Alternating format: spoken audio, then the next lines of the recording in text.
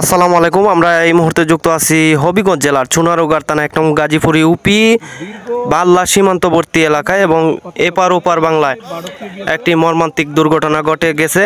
তো এখানে এই মুহূর্তে দেখতে পারতেছেন ডুলনা গ্রামের ১ নম্বর ইউনিয়নের ডুলনা গ্রামের জহুর আলী, ওনার মৃতদেহ পাওয়া গেল ইন্ডিয়াতে। তো এখন কিন্তু দুই দেশের আইনশৃঙ্খলা বাহিনী এটি হস্তান্তর করছে বাংলাদেশ পুলিশ এবং বিজিবির কাছে। তো এই মুহূর্তে আপনারা দেখতে দেহটি কিন্তু বাংলাদেশে আনা হয়েছে। তো দুই দেশে যে যোগাযোগ ব্যবস্থা, আসলে আজকের যোগাযোগ অবস্থাটা কিন্তু মোটামুটি ভালোই। তো এই মুহূর্তে আপনারা দেখতে পারতেছেন ওর কফিনটা কিন্তু এই মুহূর্তে এখানে আছে, অনেক মানুষ কিন্তু এখানে জড়ো হয়েছে। তো কে বা কারা জহুর আলীকে তাকে নির্মমভাবে এই ঘটনাটা ঘটিয়েছে, আসলে এখন পর্যন্ত তদন্ত করে কোনো আইনশৃঙ্খলা বাহিনী এটি জানাতে পারে নাই। তো পরবর্তীতে অবশ্যই জানানো হবে। তো আমরা মৃতদেহটি কিভাবে হস্তান্তরণ করা হলো আমাদের ১ নং গাজীপুর ইউপি চেয়ারম্যান এখন সেটি বলতেছেন। ধন্যবাদ। আমি মোহাম্মদ আলী, আমি গাজীপুর ইউনিয়নের চেয়ারম্যান।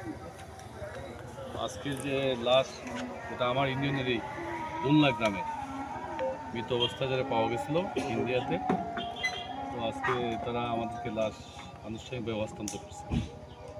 আমি ছিলাম, আমাদের চুনারুঘাট থানার সেকেন্ড অফিসার উনি ছিলেন, আমাদের বাল্লা বিজিবির কোম্পানি কমান্ডার সব ছিলেন এবং মৃত ব্যক্তির সন্তান ছিলেন। আর আমার সাথে সাংবাদিক ছিলেন আব্দুল জাহিদ। আমরা সবাই সম্মিলিতভাবে এই লাশ রিসিভ করছি। তারা যথেষ্ট আন্তরিকতা পরিচয় দিছে। তাদের কাছে আমরা আসলে বাস্তবে আমরা ঋণী, আমি ব্যক্তিগতভাবে মনে করি। তাদের বিহেভিয়ার, তাদের হস্তান্তর প্রক্রিয়া, এখনও ফাইনাল রিপোর্ট তারা পায় নাই ডাক্তারদের কাছ থেকে। পোস্টমর্টম তারা সম্পন্ন করছে। বডিতে কোনো আঘাত আছে? তাদের রিপোর্টও দেখছি, রিপোর্ট আমার কাছে ছিল এবং রিপোর্টের একটা কপিও আমি আপনাদের সাংবাদিক ভাই আব্দুল জাহিদের কাছে দিছি। তারা বলছে তার লাংসে ইনফেকশন ছিল, নিউমোনিয়া ছিল। আর হস্তান্তর তারা করলো, আপনারা নিয়ে আসি। ওই পারের বিজিবির বিএসএফ এর কে ছিল এবং পুলিশের কে ছিল? এটা তো প্রশ্ন করো, তুমি তোমার প্রশ্ন করো। চুনারুঘাট থানা হবিগঞ্জ। আমরা যে লোকটা বাংলাদেশের জহুর আলী, ডুলনা গ্রামের যে জহুর আলী, তার লাশ ওই ইন্ডিয়ার ভিতরে পাওয়া গেছে। ওখানে তাদের সাথে আমরা এখন গিয়ে যেটা জানতে পারলাম, ওইখানে তার লাশটা অজ্ঞাত হিসেবে ট্রিট হয়েছে।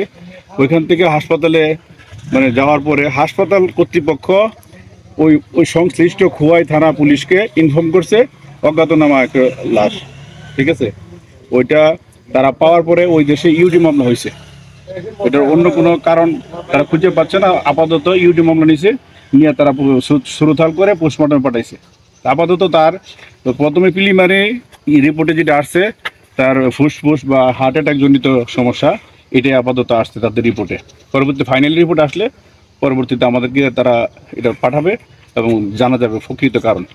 উনি সীমান্তের উপরে কিভাবে গেলেন? না, ওইটা ওনারা বলতে পারে না, ওইটা কেউ আমরাও বলতে পারতেছি না। হয়তো যে কোনোভাবে হাঁটতে হাঁটতে বা যে কোনোভাবে সে ওই পারে গিয়ে পড়ছে আর কি। ওনার মরদেহের কাছে অন্য কোনো কিছু, যেমন ওনার পরিবার বলছিলেন যে আপনার লুঙ্গি বিক্রি, না ওইটা তো হইলো পরে। ওইটা তো ওইখানে তো আমরা ইনভেস্টিগেশনে বা আমরা ইয়াতে ওই ধরনের কোনো তথ্য আমরা পাই নাই। তার ইয়াতে তাদের পুলিশের সাথে আলোচনা করে যেটা পাওয়া গেল, তার বডিতে কোনো আনন্যাচারাল কোনো নাই, চিহ্ন নাই, সিমটম নাই। তারপর হার্ট অ্যাটাক জনিত সমস্যা বা ফুসফুস জনিত সমস্যা, এই ধরনের এটা তার রিজন উল্লেখ করছে আর কি। ধরে নিয়ে গেছে না, ওই ধরনের কোনো তারা বলে নাই এবং এটা এরকম কোনো তথ্য পাওয়া যায় না। লাশটা কি এখন তাদের স্বজনদের কাছে? জি, তারা অলরেডি সরকারিভাবে ওখানে তাদের সুরতাল করছে এবং পোস্টমর্টম করার পরে যাবতীয় সরকারি কার্যক্রম শেষ করে আমাদের কাছে হস্তান্তর করছে। আমরা নিয়ে আসলাম এবং অলরেডি তার যে ছেলে, তার ছেলের কাছে সে রিসিভ করে আনছে। আমরা উইটনেস, আমরা সাক্ষী হিসেবে তাদেরকে কাগজে দস্তখত দিয়েছি এবং তার ছেলেকে বুঝাই দেওয়া হয়েছে তার ছেলে ইসলামী শরীয়ত মোতাবেক দাফন কাফন করে ফেলবে বাড়িতে। না, পোস্টমর্টম তো হয়েছে, পোস্টমর্টম হইলে তো আর দরকার নাই। পোস্টমর্টমের যে রিপোর্ট, সেটা কি আপনাদের কাছে আসবে কিনা? হ্যাঁ, অবশ্যই আসবে। তারা বলছে যে আমরা ওইটা পাওয়ার পরে আমাদের কাছে পাঠাই দিবে।